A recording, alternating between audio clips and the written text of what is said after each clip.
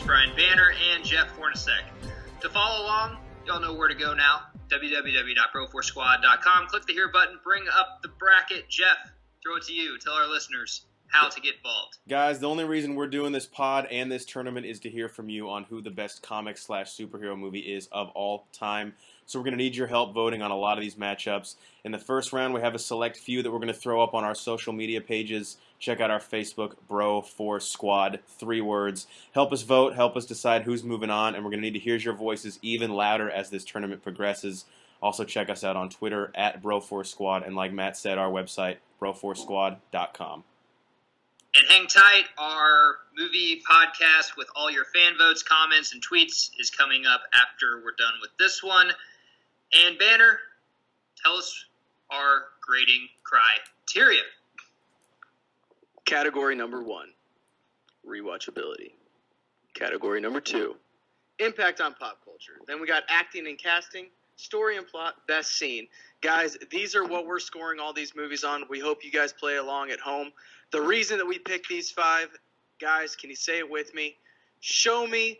Don't not tell me. Chicken's done. That's why we have these categories. Guys, we're really excited to be here. If you guys can, again, vote along at home, use these categories, give us some meat and potatoes behind why you guys are picking what you're picking. All right, let's go down to the field to a sexy blonde that knows nothing about sports to give you some highlights. First off, Iron Man, the original Iron Man, versus Fantastic Four, Rise of the Silver Surfer. Now, before we get to the highlights, Mr. Banner would like to give you a PA announcement on this movie. Guys, this just in from the field. We have a final score coming in. It is a clean sweep, 15 to -75. Wow. Okay? They covered the spread, though. Rise of the Silver Surfer should have never even been on Fox's radar after Fantastic Four. But yet, somehow, they went and made this debacle of a movie. I don't know how this wasn't the 66th seed in this tournament. Somehow it wasn't. And I can't even say more about it. All I'll say is... This is one that... There isn't a good movie, or there isn't a good story in this movie. All I'll say somewhere is... in there, it's not there. Galactus as a fart cloud. That's Okay. what I'll say. All right, so Iron Man is moving on, if you all didn't know before I even said Fucking disgusting. my sentence. Another romp, The Dark Knight, another favorite to win this whole thing, versus Ghost Rider Spirit of Vengeance, 15-0. Jeff, Ghost Rider Spirit of Vengeance, say something. Well, the vengeance that I had after having to fucking watch this movie was pretty epic. I'll say this. Idris Elba, you know what? I hope that the check was worth it because I cannot imagine the grueling day's work you had to do on this goddamn film. No, I wouldn't even call it a film. On this hour 45-minute, someone basically filming a turd in their toilet. The Dark Knight we'll talk about much further on, but that's probably the most complimentary I can be of Spirit of Vengeance. Was it even in theaters? Was it? I don't know. I saw it on, like... It wasn't even on HBO. It was on, like, Flix or one of those shitty movie channels. You know how I saw it? I legally downloaded it, which is illegal, but they gave me money to legally download it. Like, they put it in my checking account. That makes sense. Next one, Captain America, the first one, versus the Fantastic Four, the original. Banner. You picked rewatchability for Fantastic Four. Captain America won 12-3. Defend that. I picked it for rewatchability because the first Avenger is a good movie. It is a good origin story. Captain America's origin story is just a tough origin story to tell and a tough one to watch. You've seen it once, you see it twice. Okay, we don't need to see it again. Fantastic Four, after doing our movie commentary a couple months ago, which you guys should check out, it's actually funny. It's a fucking comedy. And we made it funny, yeah. Yeah, I mean, if you watch it like without our commentary, it's atrocious. But if you add our commentary in there, like it wasn't good. That's all I got. Jeff, you picked Fantastic Four with best scene. Why? Yeah, the only point Fantastic Four wins is for the scene on the bridge where the Thing kind of discovers himself, and who can forget the great acting by the Dalmatian in the fire truck when he covers his eyes as they crash into it. I'll say this. Rewatching Fantastic Four, yes, it's a steaming pile of dog shit, but it did not really take itself that seriously to the point where you kind of say, all right, this is not like it's not like a movie that's trying to be good and isn't. It just isn't trying to be good and mission accomplished. Captain America: The First Avenger obviously is just another solid entry in the MCU, but the one scene that stood out to me in these, I really did enjoy the scene on the bridge with the Thing and Ben Grimm. I picked Best Story Fantastic Four. That was the last point that it got, just because Captain America: The First Avenger, I feel, is one of the worst Marvel movies in the whole thing. I just don't like it. I think it's weak. I have said my piece on Chris Evans, and I guess we'll leave it at that. So, now, for our matchup of the day, we appreciate all your comments and feedback, and yes, we'll do more of this. So, movies ready. Let's get it on. Zack Snyder's The Watchmen versus Amazing Spider-Man. I'll go first. Rewatchability, I watched Watchmen this morning. It is like a 3-fucking-hour-long movie. It is good, but to rewatch that a ton, I can't. The first Amazing Spider-Man, I will say, Garfield is the best Peter Parker, I think. And I know I've only gotten a little glimpse of Holland. Maybe that'll change this summer because Homecoming's coming out. But I'm going to give this to The Amazing Spider-Man. I thought it was a very, very well-done movie. It was basically the same fucking one as Tobey Maguire did, but who cares? I enjoyed it in theaters. Jeff? Yep, I give rewatchability to The Amazing Spider-Man as well. Even though it's an origin story, which sometimes don't play up again the next time you see them that well. The Watchmen, and again, I mean this as a compliment, it is a dark, morose period piece, which it's not something you can dive into that often unless like you're just not at all ever dealing with depression or sorrow. That's all right, Banner.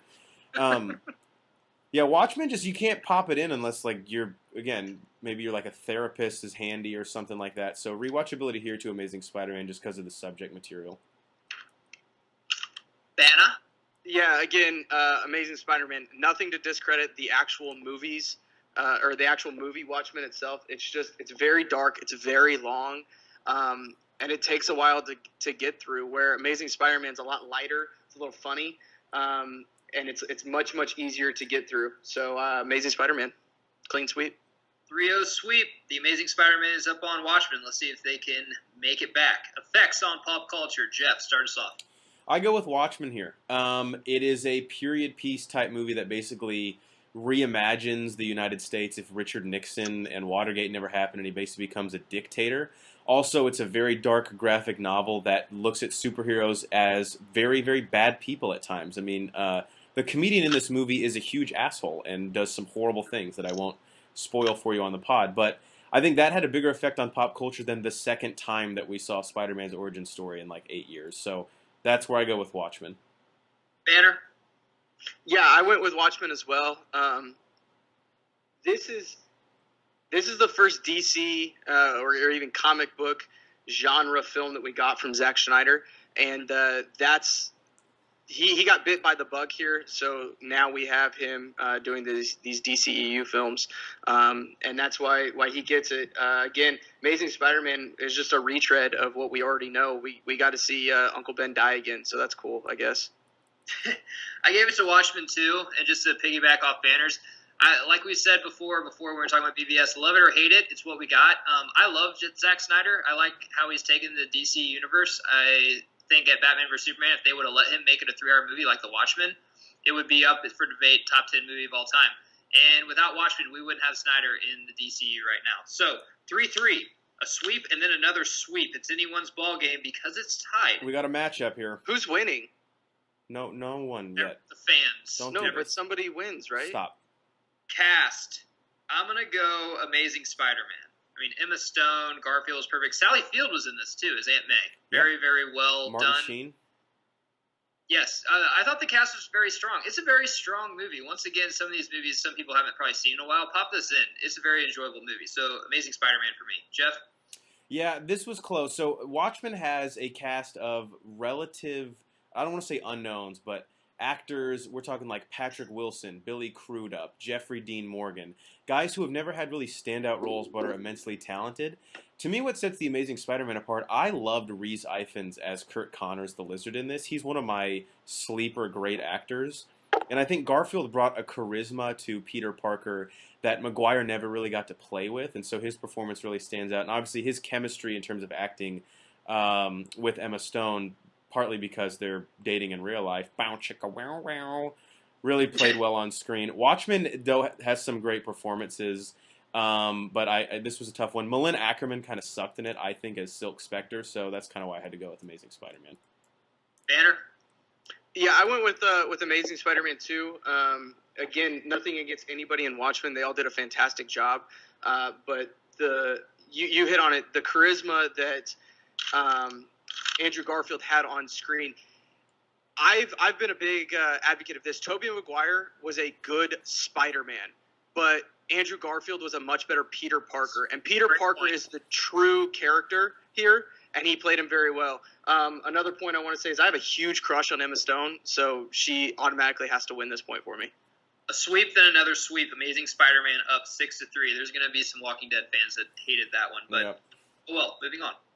Best scene, Jeff. Man, this was tough. I have to go with Watchmen and the scene at the end in Antarctica where Rorschach basically flips out and everything kind of comes to a head and the twist is sort of revealed in the plot. It was an awesome ending to the movie, and I think was one time that we really visually got to see what Zack Snyder was capable of in terms of creating a world and setting an environment and sort of topping off the story with it. Amazing Spider-Man has some good scenes. I cringe, though, every time at the scene where he swings across those cranes at the end. And the Antarctica scene to me, again, was just a great way to end a movie and really finished Rorschach's story. So I go Watchmen here. It gets my point. Banner?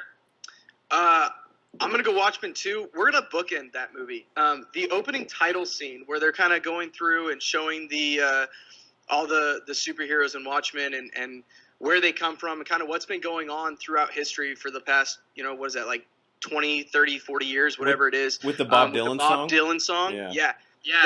That is another, I know we talked about it on one of the other shows with X2, how to start a movie. That's another great way to start a movie. Agreed. So I got Watchmen.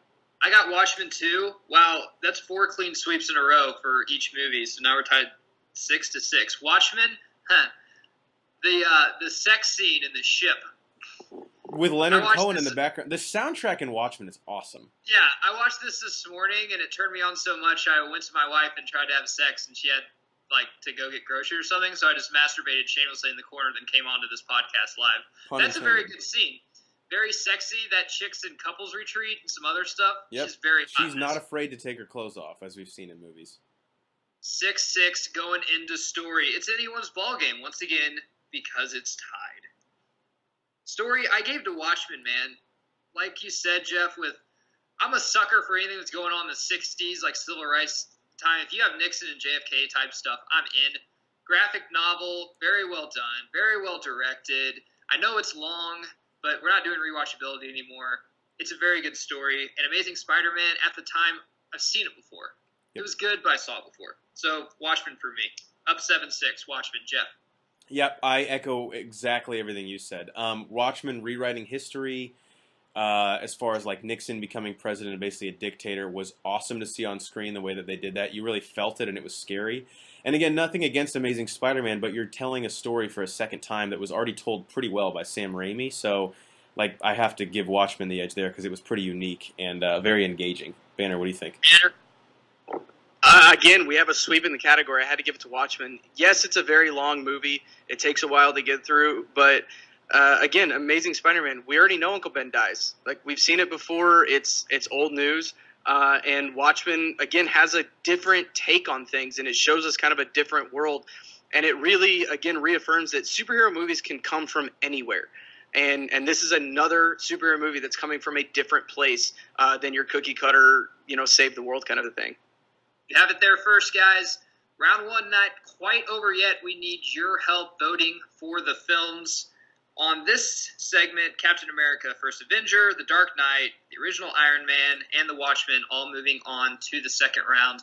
Tune in next time for our live fan vote where we go over what movies you picked, our best comments, our best tweets. There's still time. Get them out there, and your name could be heard.